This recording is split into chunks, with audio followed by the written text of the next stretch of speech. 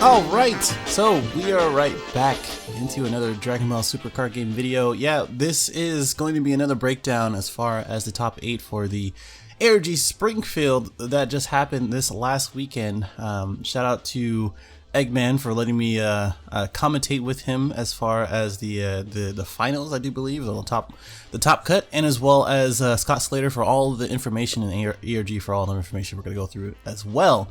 But yeah, by this time you're probably going to see all of the other top cut, or at least to see the decks and things like that. But we're going to run through all of these decks, take a look at the breakdown just real quick, and then all of the information that goes into that Excel sheet. Before you do that, or before we do that, definitely subscribe if you're new, like, dislike, all that other stuff. Let me know, because the question I'm really asking right now is, are you enjoying the game? Are you enjoying this format?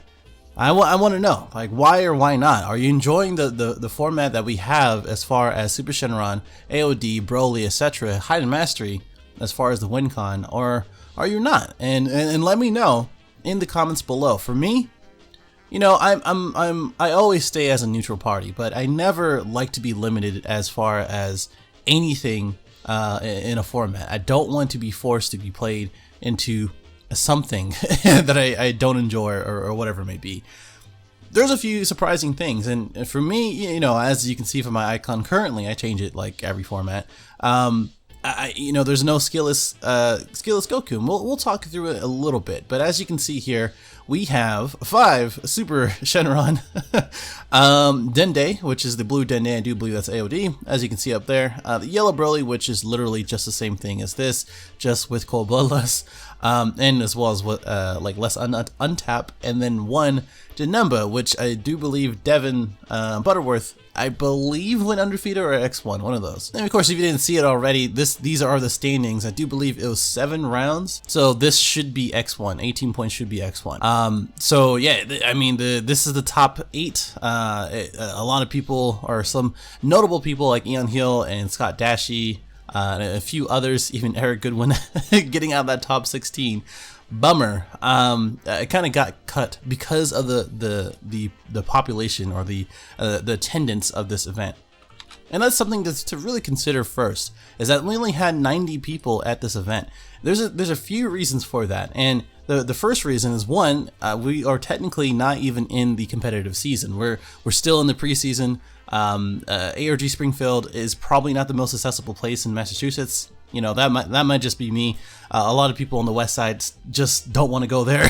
I would know that because I'm on the west side. And then 2 is the format. So either you're going to be playing one of these 3 decks, either Yellow Broly, Super Shenron, Green Broly, or something of that nature that can compete with Super Shenron or something else, right? And just knowing that and going into an event, you have to know what kind of cards, what kind of decks you're going to be seeing. So if we take a look again, 5 Super Shenron, AOD, etc., etc., the card dominance kind of speaks more volumes than anything else. We had 125% dominance and 75% of the decks in Top Cut for Dragon Ball. So not only that, we had Child's Wish. Those two, as far as representation, and this is just only for Top Cut, only 8 decks, but it can show how strong these Wish leaders are. The second thing is probably going to be the other 2, the engines, which is Swap, which is going to be Successor Hope, and as well as the Explorer Bulma. I do believe, and I'm going to go into this into another video, or a separate video, that Explorer Bulma can actually make any Wish deck better. And I think that's probably something that Bandai has to take a look at and be like, hey, do we actually really want this in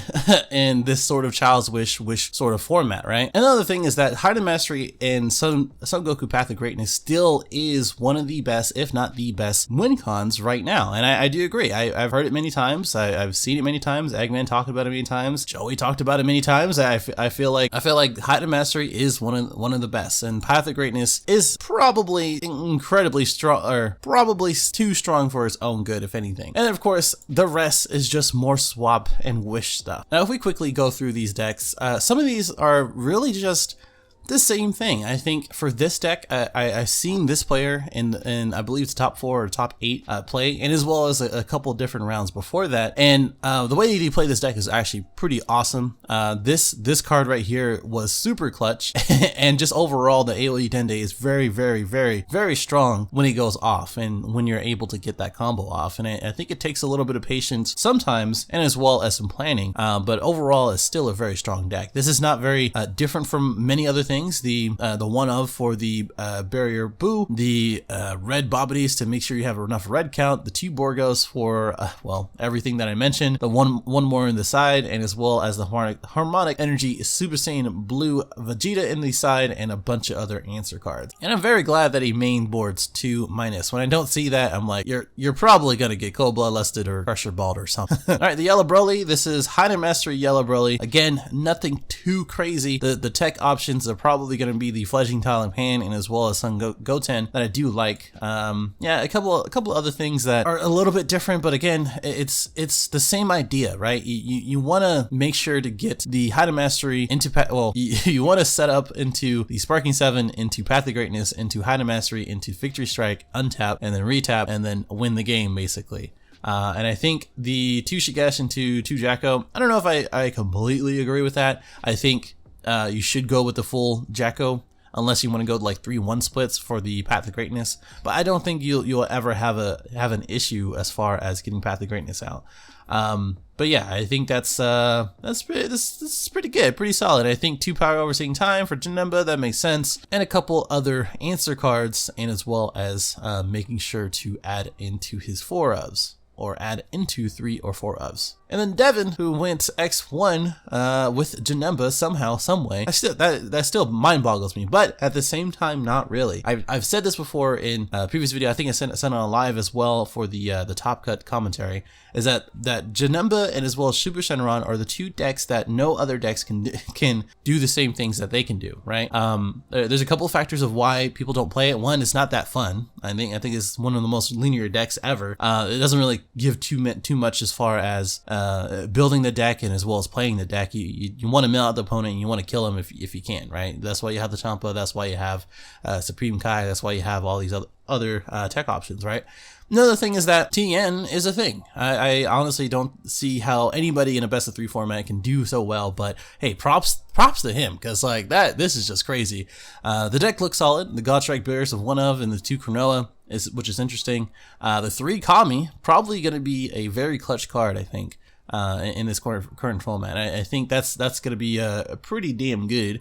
I think the only thing that they also, by the way, not only in a TN format but a Victory Strike format, I really don't see how that goes well. But hey, I like this deck. I like Janemba. I've always liked Janemba. I just don't ever feel like I express that. But it's pretty good. Anyway, moving on to the Super Shenron. This is all gonna be pretty much the same, guys. I'm gonna let you know. There's no like if there was a like I'm also like very apprehensive of even putting out my Super Shenron hand control profile. One, because anytime that I put out any kind of meta or very strong deck on my channel, I don't think it's really received well. And the other thing is that I still think that taking another turn, especially with that deck, is very severely busted. And I don't want to see too much flack and deal with all that. I definitely want to get it out. But if you guys want to see that, let me know in the comments. If anything, this one looks like it just takes the swap package and as well as the Explorer Bulma, Path of Greatness into Hide Mastery, no Victory Strike, which is just sort of a 1 more card anyway. So I don't think that's really too bad. And then we have the Death Ball, probably for the Broly as far as that matchup. If you didn't know, it separates the period. So the second part, well, the first part, you don't get any effect because your leader is not Frieza, but the second part, because it has a period, you get to KO in rest mode. I will continue to point that out as people always forget. And 2 Harmonic for the Veku, 2 E Supreme Kai in the side, which I don't really agree with, but oh well. 4 Whis for the match, or the mirror match, and 2 TN, 2 Cronoa. Okay, moving on to Mr. Winner is the Mr. Tony. Yeah, pretty much the same, right? I mean, the Victory Strike in the side, probably not too needed I would say. I think for like Janemba and as well as a few other decks that play a little bit slower, that's going to be a better win con. I think honestly probably against the Kid Gokus, which we didn't see any in the top cut. Victory Strike and as well as Hide and Mastery really kills that. Now if you're looking for an answer for that, and shout out to people who told me, you know who you are, it's probably going to be the Zarbon. So if you have the Android 8 as well as the Kid Goku and the Zarbon in hand, and then it'll swing at one of them to kill it or kill it beforehand, you can just go ahead and let them swing at your leader with Victory Strike or something else, and then Zarbon out the Kid Goku, combo it out, and then KO the Victory Strike or Hide and Mastery. That's probably going to be the best bet for you, so I would say to watch out for that. And then everything else is just answer cards. Haru Haru at 4, and as well as 1 Bardock, not even getting a second one. My man. Then we got Pierre, I do believe, another Super Shenron. Not much to talk about. We do have the Super Dragon Ball, and then everything else is the same. 2 Bardock, 4 Dragon Radar. Also still speaks to the consistency of the deck. If you really look at any other deck, it doesn't do as well as this deck on a consistent basis because you kind of do the same thing every single game. If you have the option to do the same thing every single game, plus take an extra turn, plus tap down the energy, plus to attack multiple times in a turn, you're going to have success. And yes, it takes sequencing. CS is very difficult to play. I don't care about that. I care about at its peak. If you can take a deck and play it at its peak, and this is what happens, and this is what everybody plays, this is what kind of format you're going to get. And then Timothy Hudson, looking like he wants to play the Fu instead of any other Overwhelm card. Surprised that this isn't being played a little bit more. But maybe it's just a preference, I guess. But it looks like Hide and Mastery into Victory Strike, and then the Master Roshi's, not too bad, not too insane as far as tech options, and then a couple more Death Balls, looking good. And then Hernandez, shout out to him for getting into the finals yet again. My man's doing crazy. And then everything else as far as this goes is kind of the same. I think 3 ofs as far as the tech choices is probably okay for these. You probably don't want too many extra cards in your hand anyway. And then everything else you kind of see as far as the draws. Both him and as well as Anthony, the other Anthony, very interesting games as far as how the deck and as well as their own decks kind of bricked on them. So very interesting, as well as the Temporal Trunks as well instead of the Master Roshi. I'm kind of very curious to see why he actually picked this one over that one, because you do have the Bardock, and it's pretty common for you to be at 4 or less later into the game. So very interesting. But I guess you want to use the super combo as soon as possible instead of the other way around.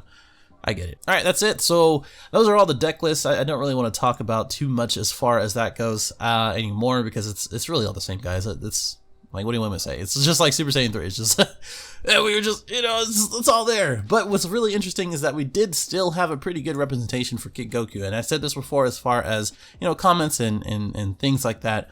Why do we see so much Kid Goku compared to all these other ones? So Super Shenron and as well as Kid Goku are probably the 2 most accessible decks. The reason why Super Shenron is less accessible is because of Path of Greatness and Victory Strike. So if you take that away and you put back in the Sensu Bean and Preface, etc., the more cheaper cards, Super Shenron is going to win out every single time.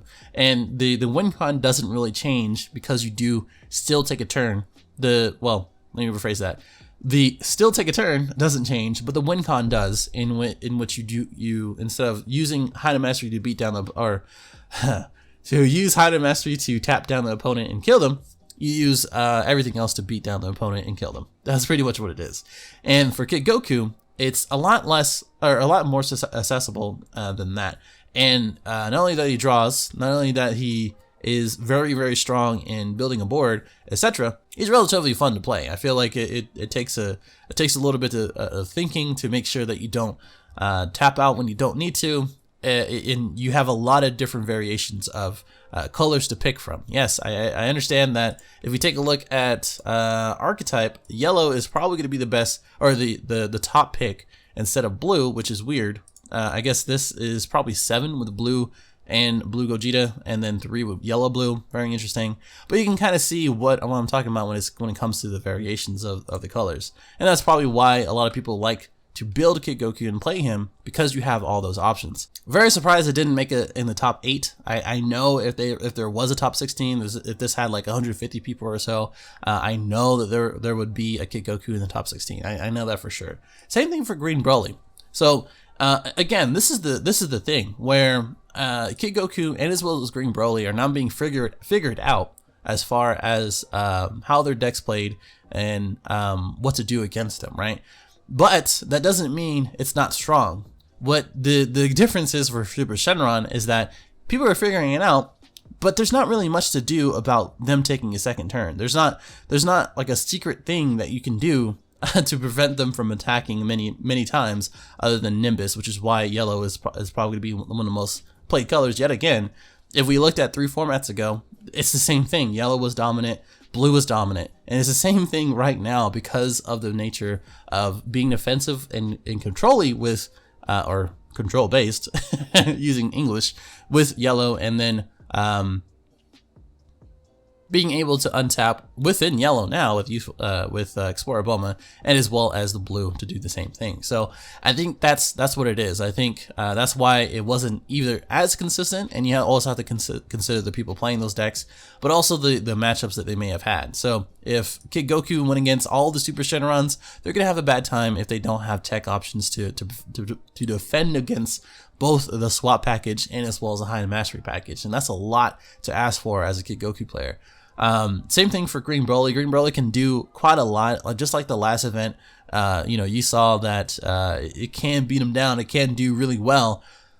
It's just that it just kind of fell short with all the only 10 decks. And not only that, is that people are again a little less assessed, or the deck is a little less accessible than other decks. Then we have Blue Dende. I don't know if there's any Skullful Time. I didn't really check, but we'll take a look at that. I think all of these, or if not most, are AOD. Of course, one of them is in top 8 where you took a look at that. Yellow Broly is probably still a good pick. He hasn't really gone away from being a bad leader. I think he can be built in a lot of different ways. Mama Yellow is probably one of the strongest ones right now, especially with the High Mastery and Victory Strike. But it's just one of those things of like, do you want to kill yourself as the other person is going to kill you? That's another thing. It's a little difficult to stay alive when you're killing yourself already. And then the other thing is Blue Gogeta, which I do believe is Veku Ramp. It's just only 5 decks. I don't think that's really too big of a deal. I think when it does go, as in like past turn 3, it can actually be a really, really good deck. On the backside, it can draw so much. It is insane how much draw and as well as control that you can build it with. I think the general or the good blue-red variant is still very strong, but again, it takes a while for it to get going. Then we have Chilai Limo. Shout out to Eggman for doubling the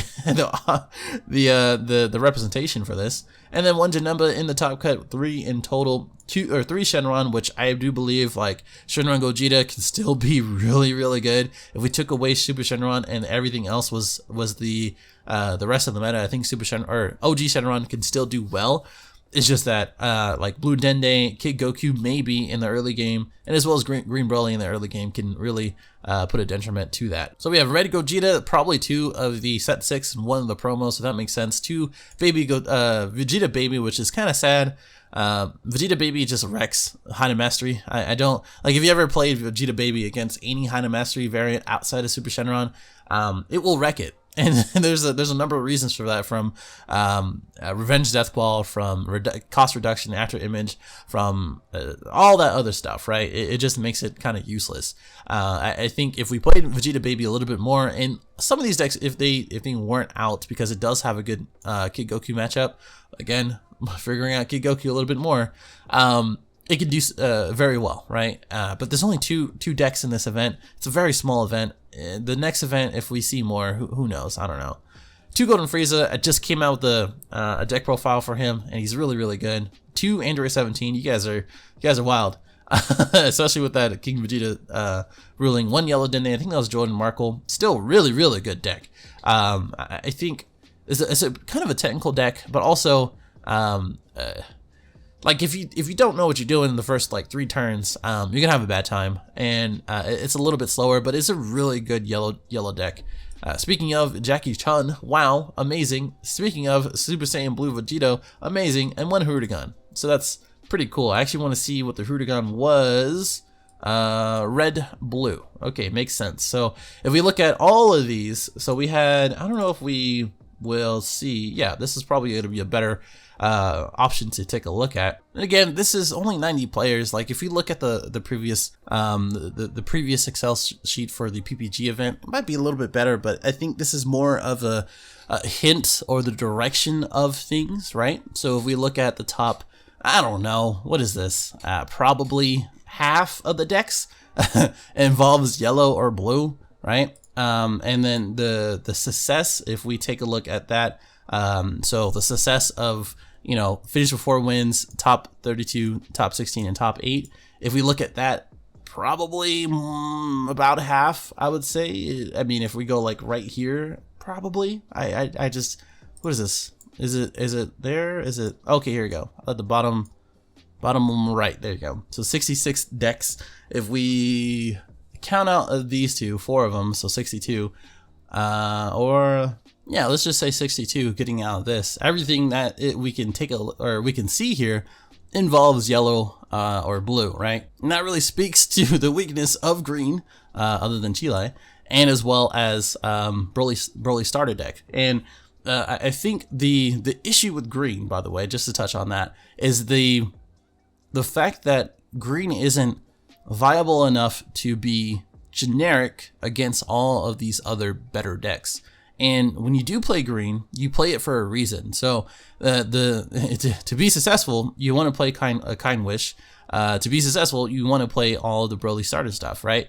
Or the Broly lineup, or the Broly secret, whatever it may be. So that is a huge detriment to green. And then everything else, again, involves Hida Mastery, and as well as some sort of yellow package. And if we look here, so we had a lot of Kid Goku, so we had Shenron Adagis, most likely the universe, what, 11? No? 2, right? Pretty sure it's universe, no?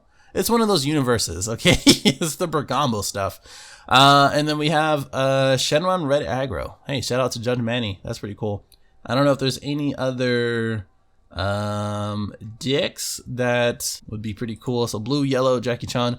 I was actually building one of these. The the Goku Oob and bottom deck into or 2 into the bottom deck is actually pretty cool. I think that's actually pretty good tech against Super Shenron, but not good enough. And then we have Broly GT, 3 of them, and then the rest Hida Mastery, which I think the Broly GT did not make top 32 at all, but they did get 4+ wins. And then one of the Victory Strike versions got top 8, was the one we saw, and then one without Victory Strike with Hida Mastery got 1 in with 4+ wins out of the 7 rounds. So that's interesting. Again, some people, if we take a look at the sideboards now, I think Broly GT has enough exposure for Cronoa to be in the sideboard again. So I don't really agree with that. And then everything else, there's not really any other Shigesh players, so not really much to say as far as this event goes. And then everything else, again, you can kind of see the typical archetypes. I would say Super Saiyan Blue Vegeta with Canon Vegito, interesting. I don't think he had too much success, at least 4 wins. Maybe he dropped out. Well, I don't think he would be actually on this if he didn't drop out. Or if he did drop out, that is.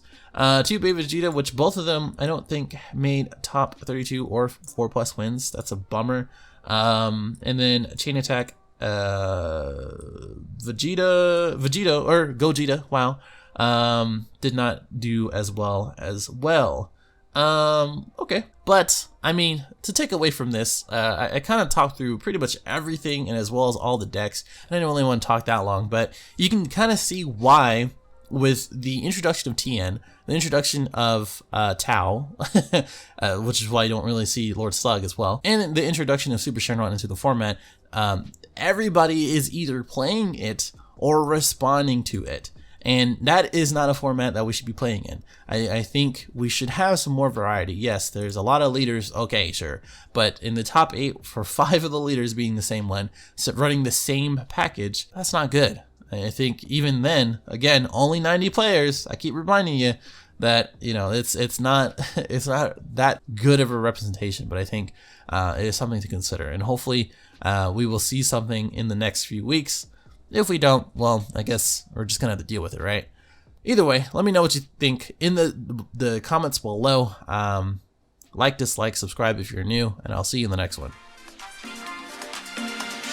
Later.